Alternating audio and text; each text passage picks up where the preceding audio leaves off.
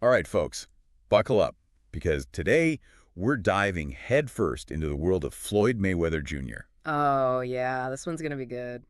He's a guy who, let's face it, really pushes those buttons, you know? Like, is he a genius in the ring, or is he just a master at pulling the wool over everyone's eyes? I think that's what makes Mayweather so It's fascinating. definitely a question we're going to try to answer today, right? Like, It, is he genuinely changing the game? or is he just playing us all? Exactly. Well, it is incredible. On the one hand, you've got this guy, retires undefeated. 50 wins? 50 wins, are you kidding me? And world titles in five weight classes. That's unheard of. It's crazy, right? Yeah. But then on the other hand, he's always surrounded by all this controversy. Oh, yeah. And he's got this lifestyle that just screams like, look at me, look at me. Yeah, it's in your face, for sure. So, I mean, where's the truth in all of this? Well, I think we got to start with what we know. Mm-hmm. And what we know is the man can box. Yes, absolutely. 50, that's not just luck. No, no, no. And, his style, they call it the Money Mayweather style, right? Money Mayweather, yeah. It's unique. He doesn't, try to knock you out every single time. Right. He's all about, like, defense, speed, and precision. He'll wait for his opponent to, like, slip up, make a mistake. And bam. And then, bam, counterpunch, and it's over. So he's turning defense into offense. Exactly. Like, it's almost like a, I don't know, like a really fast rope-a-dope kind of thing, right? Exactly. It's like chess, not checkers. Yeah. But Yeah. it wins championships. It does. And speaking of winning, I mean, we got to talk about the money part of his persona. Oh, yeah. This is a guy whose nickname, it's not just for show. I mean, reportedly, he's earned over $1 billion.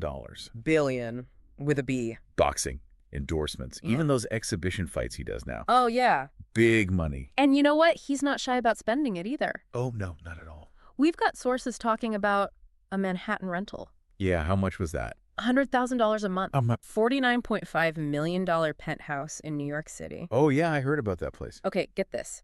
$10,000 weekly haircuts Hold on, wait. $10,000 for a haircut every week. every week. Mm-hmm. Is he like braiding his hair with gold thread? What is going on with that? I don't know, but it's definitely a statement. It's a statement for And sure. it really ties into something that, Mayweather himself has said. Oh, yeah. He said, when people see what I have now, they have no idea where I came from and how I didn't have anything growing up. Yeah, he came from nothing. Yeah. I mean, is this like his way of, distancing himself from that past? It could be. Like a look how far I've come kind of thing. Maybe. Or Right. it's all part of a persona, right? Yeah. Maybe the money image is more about marketing than about him actually expressing himself. Right. I mean, because you know what? Controversy sells. Oh, yeah. And Mayweather, I mean, he's had his fair share. Oh, absolutely. And I think we need to talk about that. Yep. I mean, you've got the domestic violence charges. You've got that video where he's mocking a clearly like disoriented opponent. And even that time he was chased by a mob in London for something he said about Israel. It's a lot. It's a lot. And I think it kind of paints like a darker picture, right? Yeah. Makes you question, like, is the money persona? Is it a mask for something a little bit more troubling? It makes you wonder, or, are these just isolated incidents that are totally blown out of proportion by the media? Right, right. I mean, it's hard to say, right? Yeah. It's a lot to unpack. And then, we've got another layer to add here. Okay. We got to talk about his faith, Okay. his political leaning. Oh, So this yeah. is a guy who's a self-proclaimed Christian, Okay. mentions God a lot, Yeah. but it seems at odds with the whole Money Mayweather vibe. It's an interesting contrast, yeah. Don't you think? Yeah, it's a contradiction that definitely raises some questions. Yeah, Is it genuine? Yeah. Or is it a way to kind of soften his image a little bit? right. It's hard to tell. It's hard to tell. And then there's the political stance. So he supported Obama, Yes. even when it wasn't popular. But he hasn't said anything bad about George Bush. And his explanation, he never said anything bad about me. Interesting. So is he just playing it safe? It could be. Like not wading into political controversy to protect his brand. It's a shrewd move for sure. It is. If that's what he's doing. Yeah, yeah. And then, of course, you've got those post-retirement exhibition bouts. Oh, yeah, those. He's still making headlines, still making serious cash, especially after that Conor McGregor fight. Oh, man. I mean, reportedly, he earned over $300 million from that one event. That's more than most people will see in their lifetime. Yeah, it's crazy.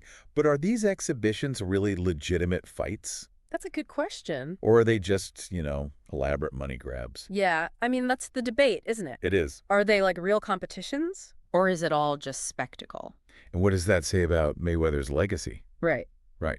I mean, is he enhancing it with these fights? Yeah. Or is he diminishing it? Yeah, it's a tricky one. It's lots to think about there.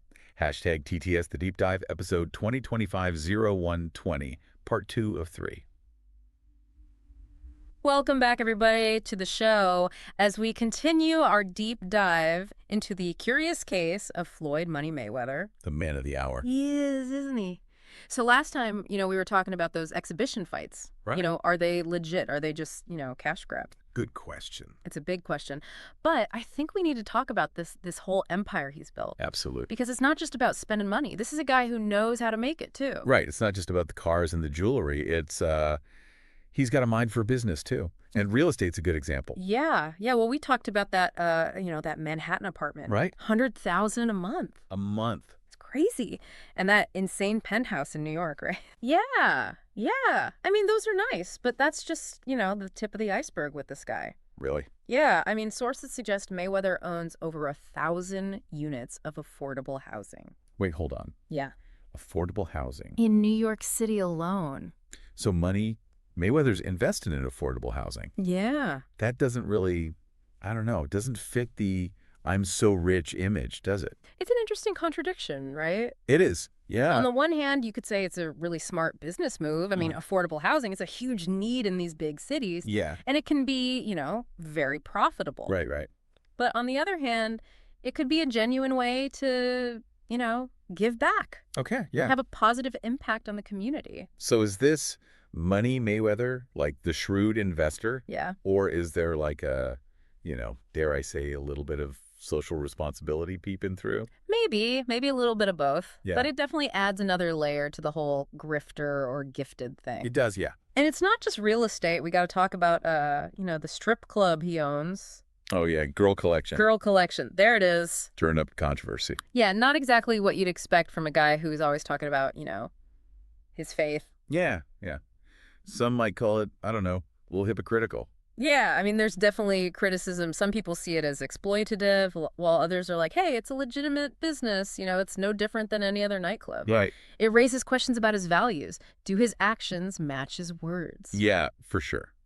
It complicates the picture a bit, doesn't it? It does. It's not like he stopped there. WWE broke Big Show's nose. Oh, yeah, I forgot about that. Then you've got the record label, Filthy Rich Records. It's like he wants to conquer every industry. He does, doesn't he? He does. Well, that WWE thing, I mean, it shows he understands spectacle, entertainment. Oh, yeah. He knows how to put on a show. Yeah. Whether it's in the ring or, the wrestling ring. Yeah, for sure. And the record label, maybe it's a passion for music. Maybe it's just another way to, diversify the brand. It's hard to say. So is this a guy chasing dreams? Or is this about money and fame? Yeah. I mean, the lines are pretty blurry, right? He's playing the game on multiple levels. Yes, yeah. It's business, it's entertainment, it's self-promotion. Yeah. It's hard to pin him down. You really can't. And it makes you wonder, is this calculated genius? Right. Or is there something, more authentic underneath all the flash and the controversy? Yeah, that's what we're trying to figure out. We're going to keep exploring that. We are. We're going to get into, his philanthropic efforts. Okay. Talk about the legacy that he's trying to build. All right. That's next time. Hashtag TTS The Deep Dive, episode 2025-0120, part 3 of 3. All right, welcome back to the show, everybody. It's the final round of our deep dive into the enigma that is Floyd Mayweather Jr. Round 3. Ding, ding, ding. We've gone through it all, right? The boxing, the controversies, the lavish lifestyle. The business ventures. Yeah. It's a lot. It's a lot to process. And, as we get closer to trying to figure this out, this whole grifter, gifted thing, Yeah. I keep coming back to that quote, the one where he says, when people see what I have now, they have no idea where I came from. And how I didn't have anything growing up. Exactly, exactly. So he's come a long way. I mean, from nothing to, well, everything. He has. But has that journey turned him into like a visionary leader? Yeah. Or is it all just a facade? Well, that's the million-dollar question, isn't it? It is. I mean, he's undeniably talented. Oh, yeah. Incredibly driven. For sure. I mean, he achieved a level of success in boxing that most people, I can't even dream of that. 50 vel. Come on. Multiple world titles. Yeah. Like, redefined defensive boxing. You can't take that away from him. Absolutely, yeah. But then you have the other side, right? All that extravagant spending, the controversies, the businesses. I mean, some of them don't exactly line up with his, his talk about faith. Yeah, the strip club ownership. I mean, we got to address that. Yeah, some see it as hypocritical, given his Christian beliefs. Right. I mean, is he using his platform to empower women? Right. Or is he exploiting them for profit?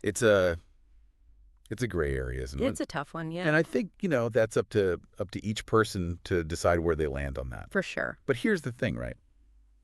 Along with the strip club, the whole money persona, you've also got reports of him quietly giving back. There are, yeah. Donating to charities. Yeah. Helping those in need. I mean, there are stories about him paying for funerals for families that couldn't afford them, supporting youth boxing programs, even donating to, disaster relief. But he doesn't talk about it. Nope, he doesn't publicize any of that. So, I mean, is this genuine philanthropy? Yeah. Or is it just another way to, manage his image? It's hard to say, right?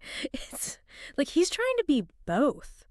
The flashy money Mayweather and this, quiet benefactor. It's more nuanced than just, slapping a label on it. It is, yeah. Grifter. Gifted. It's just, he's both. Yeah. And he's neither. Yeah. He's Floyd Mayweather Jr. He's a walking contradiction. He is.